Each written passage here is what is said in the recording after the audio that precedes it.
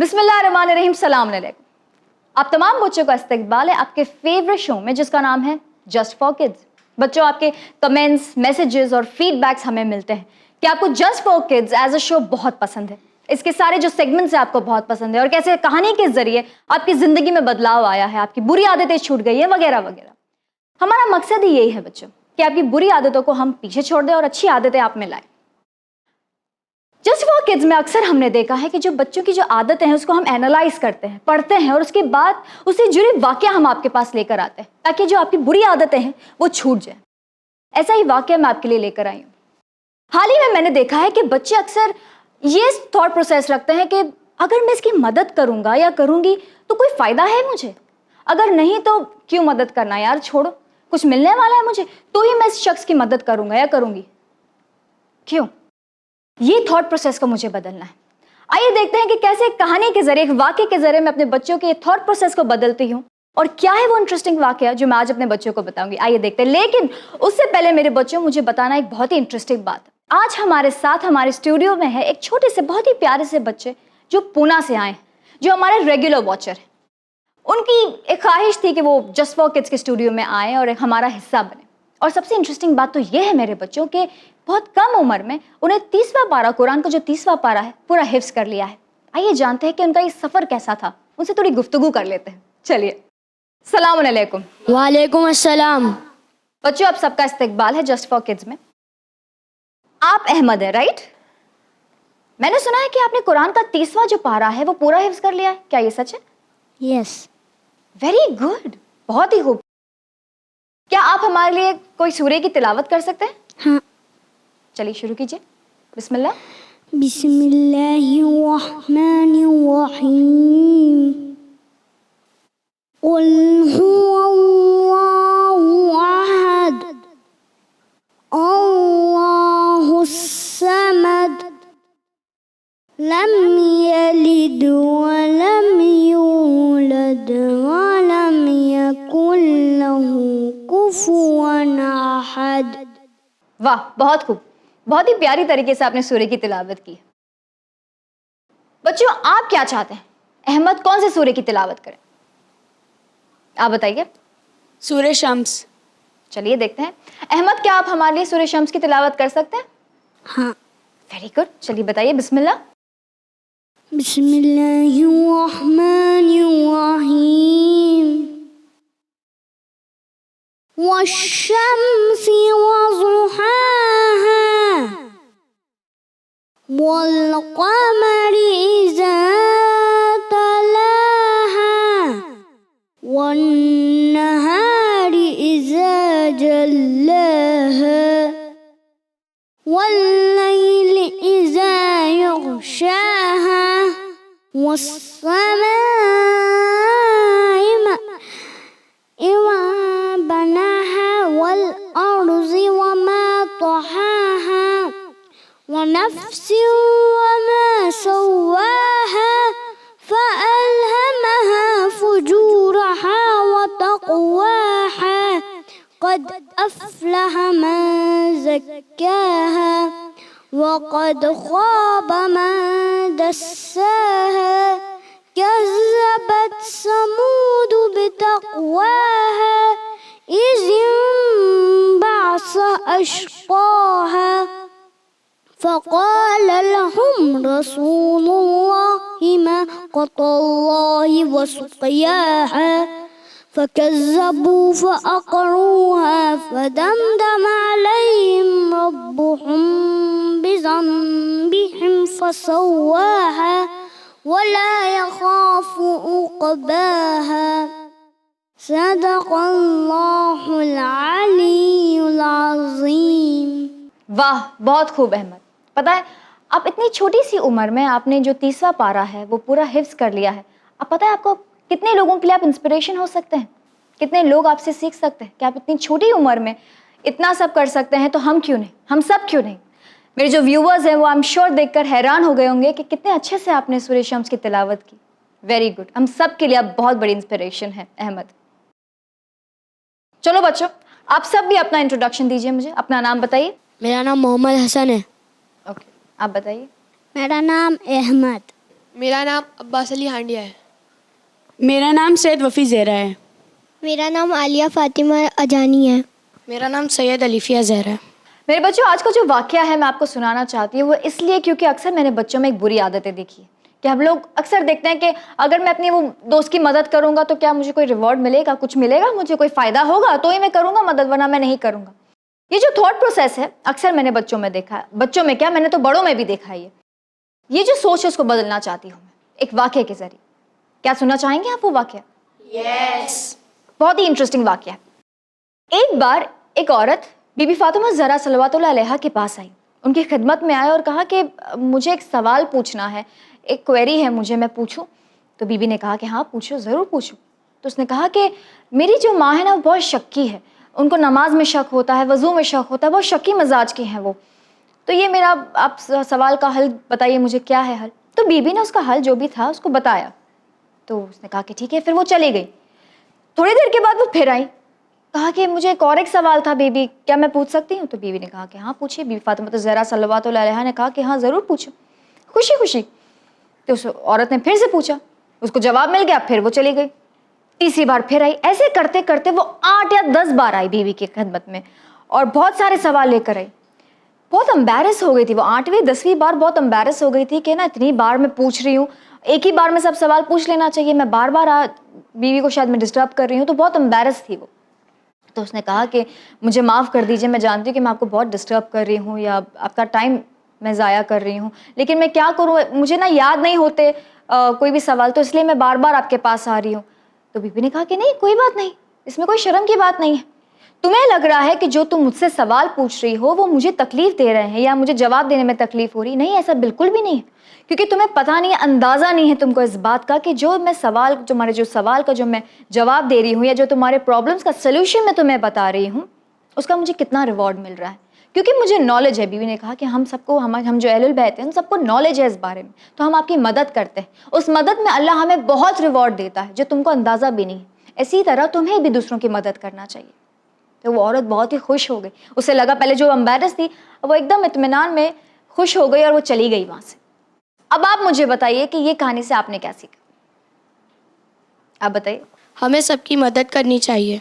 जी हाँ, चाहे कोई भी हो। ये तो बीबी थी, बीबी ने हमें इतना अच्छा एक एग्जाम्पल दिया है हिस्ट्री के वाक़े में, इतना अच्छा एग्जाम्पल है कि बीबी ने कितने भी 8-10 सवाल, जितने भी सवाल उसने पूछे और बार बार जब वो आई तो बीबी ने उसी ही अंदाज से बहुत खुश होके उसे वो जवाब दिया, ना कि उसे उदास हुई वो, ना कि कहा कि अरे तुम बार बार क्या आ रही हो, जाओ यहाँ से, मैं नहीं मदद करने वाली, बल्कि उतनी ही इंथुजियास्टिक से, उतनी ही इंटरेस्ट से बीबी ने उसको जवाब दिया, मदद की उसकी। क्योंकि बीबी जानते थे कि वो जो आई है वो कुछ प्रॉब्लम में है, कुछ सोल्यूशन चाहती थी, उसकी हेल्प करना बीबी चाहते थे। आपको भी वही करना है, दूसरों की हेल्प करना है। भले आपको लगे कि कुछ फ़ायदा है नहीं है, ये दोस्त मेरे काम आएगा नहीं आएगा, मटीरियलिस्टिक थिंग, शायद ये मुझे बदले में कुछ दे दे, चॉकलेट दे दे या कुछ बुक दे दे, नहीं, मटीरियलिस्टिक थिंग शायद आपको नहीं मिले, लेकिन आपको ये याद रखना है कि अल्लाह सुब्हानहू व तआला आपको इसका रिवॉर्ड देगा। आपकी जो बुक है आप में वो रिवॉर्ड डेफिनेटली लिखा जाएगा। ये बीबी ने हमको इतना बड़ा एग्जाम्पल दिया है, तो आप भी दूसरों की मदद कीजिए। ये मत सोचिए कि आपको बदले में फ़ायदा होगा या नुकसान, ठीक है? और कोई आप बताइए। अगर कोई हमसे बार बार हेल्प ले रहा है या हमसे कोई क्वेश्चन पूछ रहा है तो हमें उसका सीधे अच्छे से जवाब देना चाहिए। उस पर बार बार गुस्सा नहीं होना चाहिए कि एक बार पूछे दूसरी बार मत पूछो। जी हाँ, चाहे आपका दोस्त हो स्कूल में या कोई कलीग हो जो शायद एग्जाम या कोई सब्जेक्ट में वीक है और वो आपसे बार बार पूछ रहा है मुझे मदद कर दो प्लीज़, मुझे ये मैथ का प्रॉब्लम सॉल्व नहीं हो रहा या कुछ भी ऐसा, तो आपको ये नहीं सोचना कि अरे यार बार बार क्या पूछता है मुझसे, मत पूछो बार बार, एक बार बताया ना, बार बार मत पूछो, एक बार समझ में नहीं आता ये प्रॉब्लम, नहीं, आपको चढ़ना नहीं, अच्छे से प्यार से आपका ये अखलाक बनाइए कि आप प्यार से लोगों की प्रॉब्लम सॉल्व करें। झिड़की मत दीजिए कि बार बार क्या आ रहा है, भले वो 10 बार आया 20 बार, आपको उसकी मदद करना है। जैसे कि इन्होंने कहा कि कितनी बार भी कोई शख्स आपके पास है आपको उसकी मदद करना है और प्यार से और अच्छे से करना है, क्योंकि वो आपका अखलाक है। हमारे अहलुल बैत है उन्होंने हमें सिखाया है, ये हिस्ट्री में वाक़या है, उसी के ज़रिए हम अपने किरदार को और बेटर बना सकते हैं, राइट? तो इसी तरह हमें भी दूसरों की मदद करना है और खुशी खुशी मदद करना है, एटीट्यूड नहीं दिखाना, और जा के मदद कीजिए आप लोगों की, ठीक है? क्योंकि आपको अगर ज़्यादा नॉलेज है, आप किसी चीज़ में अच्छे हैं, तो bring forward your positive things and help others and with a good spirit, ठीक है? और कोई आप बताइए।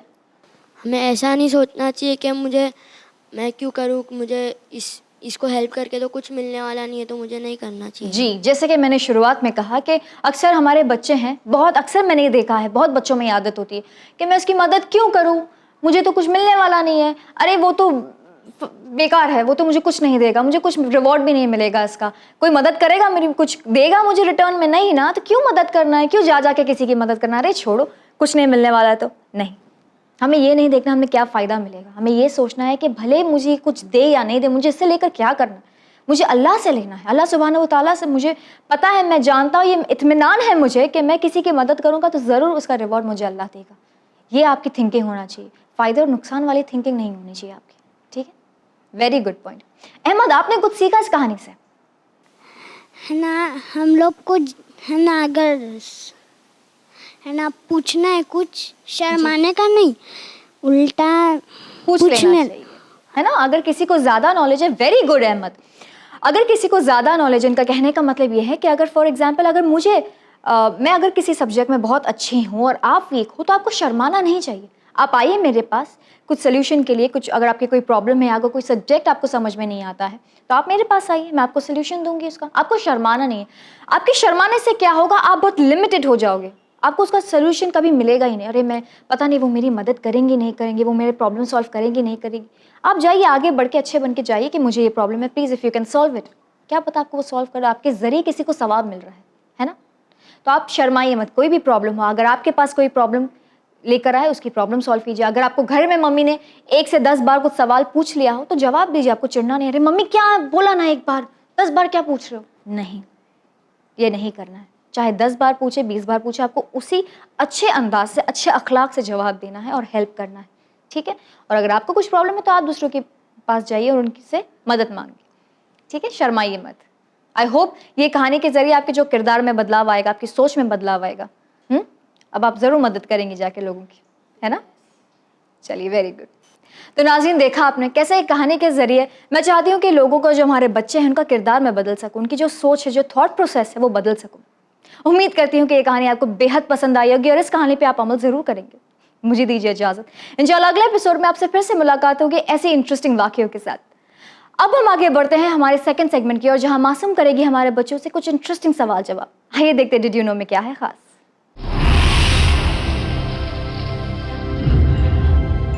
बिस्मिल्लाहिर्रहमानिर्रहीम, डियर व्यूअर्स, अस्सलाम अलैकुम। आप सभी का इस्तकबाल है हमारे सेगमेंट डिड यू नो में, जहाँ पर हम बच्चों की नॉलेज को टेस्ट करते हैं। तो आइए शुरुआत करते हैं हमारे इस दिलचस्प सेगमेंट की और देखते हैं बच्चे कितने तैयार हैं हमारे सवालों का जवाब देने के लिए। So kids, are you all ready?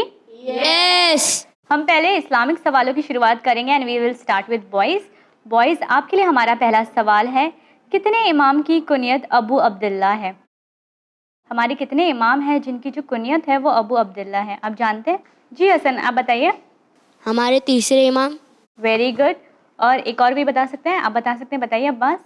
हमारे छठे इमाम। जी, छठे इमाम। अहमद, आप हमें बता सकते हैं हमारे तीसरे इमाम का क्या नाम है? आप दोनों सही है, आप दोनों सही आंसर दिया है आपने।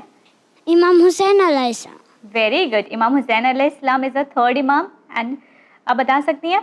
इमाम जाफ़र सादिक अलैहिस्सलाम। वेरी गुड, इमाम जाफ़र सादिक अलैहिस्सलाम। ये हमारे 2 इमाम हैं जिनकी जो कुनियत है वो है Abu Abdullah. Very good. Now my next question is for girls and boys both. आप लोग कुरान मजीद की तिलावत करते हैं? माशाल्लाह, वेरी नाइस। हमें कोशिश करनी है कि हम ज़्यादा से ज़्यादा कुरान मजीद की तिलावत करें, ठीक है। So now my next question is for girls. Girls, आप हमें बताइए कि कुरान मजीद में हज़रत जिब्रील अलैहिस्सलाम का नाम कितनी बार आया है? वफ़ी, आप जानती हैं, बताइए। 3 बार। Yes, very good. 3 बार हज़रत जिब्रील अलैहिस्सलाम का नाम कुरान मजीद में आया है। हज़रत जिब्रील अलैहिस्सलाम कौन है लेकिन? कोई जानते हैं? आप जानती हैं आलिया, बताइए। Angel. Yes, angel. Very good. Alifiya, आप बताना चाहती हैं कुछ? Leader of the angel. Leader of all the angels, you both are right. Very good. Now my next question is for boys. Boys, आप हमें बताइए अबुल बशर किस नबी को कहा जाता है? वो कौन से नबी हैं जिनको अबुल बशर कहा जाता है? जी हसन, बताइए। हज़रत आदम अलैहिस्सलाम। हज़रत आदम अलैहिस्सलाम। हज़रत आदम अलैहिस्सलाम कौन है? पहले नबी और first man on earth. Yes, very good. He was the first man on earth. और अबुल के मतलब होते हैं फादर, यानी कि बाप, और बशर मीन्स इंसान, okay, and therefore he is known as Abul Bashar. Now my next question is for girls. Girls, आपको ये हमें बताना है कि होली प्रॉफिट सल्लल्लाहु अलैहि वसल्लम के दादा का क्या नाम है? आप जानती हैं अलीफिया, बताइए। जनाब अब्दुल मुत्तलिब अलैहिस्सलाम। वेरी गुड, जनाब अब्दुल मुत्तलिब अलैहिस्सलाम। और आपके फादर का क्या नाम था, कोई बताएगा हमें गर्ल्स में से? जी बताइए वफ़ी। हज़रत अब्दुल्ला अलैहिस्सलाम। वेरी गुड, अब दोनों ने सही जवाब दिया है। Now my next question is for boys. Boys, आपको हमें बताना है कि रसूल खुदा सल्लल्लाहु अलैहि वसल्लम की परवरिश उनके किस चचा ने की थी? जी अब्बास बताइए। जनाब अबू तालिब अलैहिस्सलाम।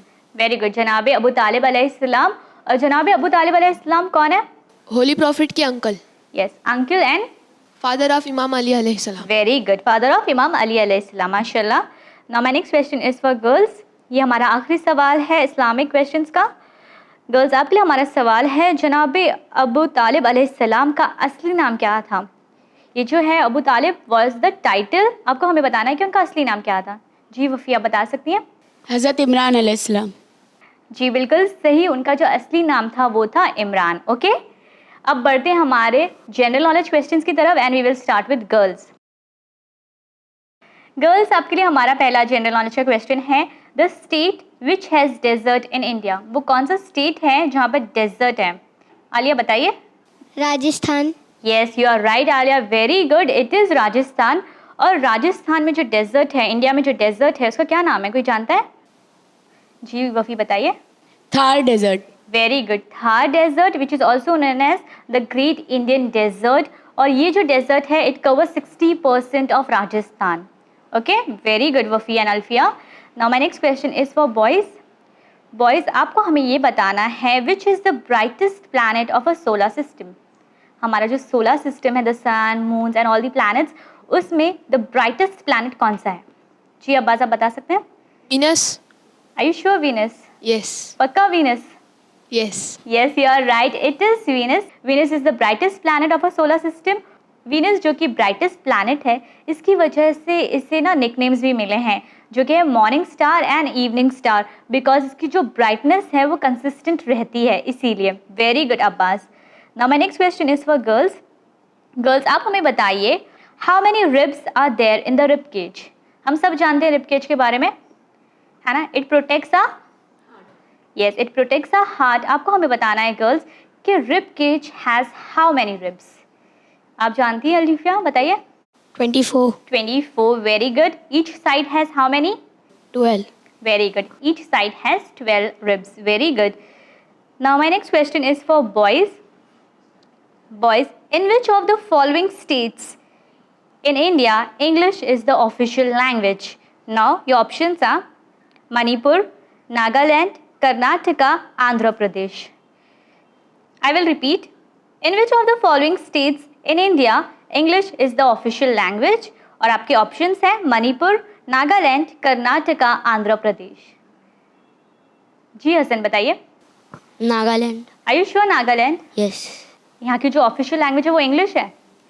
Yes. You are right, Nagaland की जो ऑफिशियल लैंग्वेज है वो है English and it was proclaimed by Nagaland assembly in 1967 और इन्होंने इंग्लिश को अपनी जो है वो ऑफिशियल लैंग्वेज बनाया था। जो अदर स्टेट्स के मैंने नाम लिए हैं उसकी क्या ऑफिशियल लैंग्वेज है? जैसे कि मणिपुर, उसकी क्या ऑफिशियल लैंग्वेज है? मणिपुर की क्या है? जी हसन बताइए। मणिपुरी। Very good, Manipuri. और कर्नाटका की? जी अब्बास बताइए। Kannada. Very good, Kannada. And then Andhra Pradesh की? हसन बताइए। तेलुगु। Very good. ये जो है इससे पता चलता है कि इंडिया में कितनी सारी लैंग्वेजेस बोली जाती हैं और उसमें से हम पर्टिकुलर स्टेट्स की जो है वो ऑफिशियल लैंग्वेज यानी कि सबसे ज़्यादा बोली जाने वाली और इस्तेमाल की जाने वाली लैंग्वेज को ऑफिशियल लैंग्वेज डिक्लेयर करते हैं। तो आपने हमें बहुत अच्छे से बताया, very good, I am impress. Now my next question is for girls. Girls, आपके लिए हमारा सवाल है, the first bank established in India was, और आपके ऑप्शंस हैं Punjab bank, traders bank, state Bank of India, bank of Hindustan. वो कौन सा बैंक है जो सबसे पहले एस्टैब्लिश किया गया था यानी कि ओपन किया गया था इंडिया में? जी बताइए Alifiya. State Bank of India. State Bank of India. और कोई ट्राई करना चाहेगा? बॉयज़ आप भी सोच सकते हैं। It is Bank of Hindustan. Bank of Hindustan was first established in the year 1770, but somehow इसे बंद कर दिया गया था. लेकिन अब भी जो oldest and existing बैंक है और largest बैंक है वो है SBI, State Bank of India. So first established bank was Bank of Hindustan. yes, Bank of Hindustan. Very good. Now my last question for boys. Boys, आपको हमें बताना है The book Letters from a Father to His Daughter was written by, कौन बताएगा हमें? ये जो father और डॉटर हैं दोनों इंडिया के प्राइम मिनिस्टर्स रह चुके हैं. They were the former prime ministers of India. जी बताइए. The father has written this book, okay? तो आपको बताना है कि फादर कौन थे.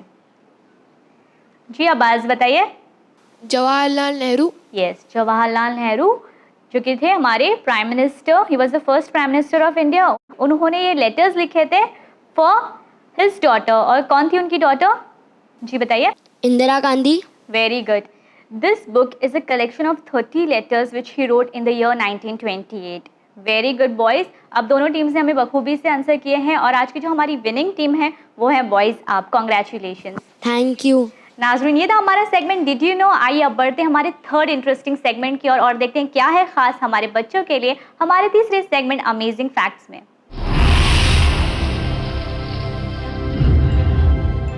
बिस्मिल्लाहिर्रहमानिर्रहीम. डियर व्यूअर्स, अस्सलामुन अलैकुम. आप तमाम का इस्तकबाल है जस्ट फॉर किड्स के तीसरे मरहले यानी सेगमेंट अमेजिंग फैक्ट्स में. आपके फीडबैक्स हमें मिल रहे हैं व्यूअर्स और हमें जान के ये बहुत खुशी होती है कि हमारे सेगमेंट के ज़रिए आपके बच्चों की जनरल नॉलेज में इजाफा होता है. हमारा मकसद भी यही है कि हमारे बच्चे दुनियावी और दीनी दोनों रास्तों पर आगे बढ़े और कामयाब हों. आज भी हमारे सेगमेंट में हम एक ऐसी कंट्री के फैक्ट्स ले आए हैं जिस कंट्री को कहा जाता है कि this country is said to be bigger than the planet Pluto. यहाँ की एक सिटी ऐसी है, ये इतनी खूबसूरत है कि इस सिटी को वेनिस ऑफ द नॉर्थ भी कहा जाता है. तो आइए बच्चों से जानने की कोशिश करते हैं कि हम किस कंट्री की बात कर रहे हैं.